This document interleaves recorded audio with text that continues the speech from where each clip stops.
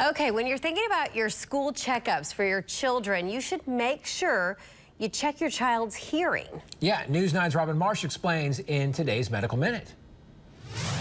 Well, checking your child's hearing should be top of mind as a parent. Dr. Kelly Conroe of Mayo Clinic, she's an audiologist, says children with an undiagnosed hearing issue can actually face both academic and social struggles. You know your child can see the video board, but what if he can't hear the teacher? Hearing loss on school performance is quite impactful.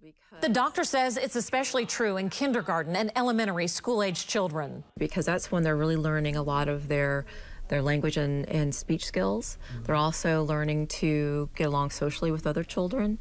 Hearing loss in children can result in a variety of ways, but noise is the big culprit. One of the major issues we're seeing right now are children that have listened to MP3 players or iPods very loudly for long periods of time. Besides noise, infections and other problems in the middle ear can lead to hearing loss, and hearing problems can run in the family.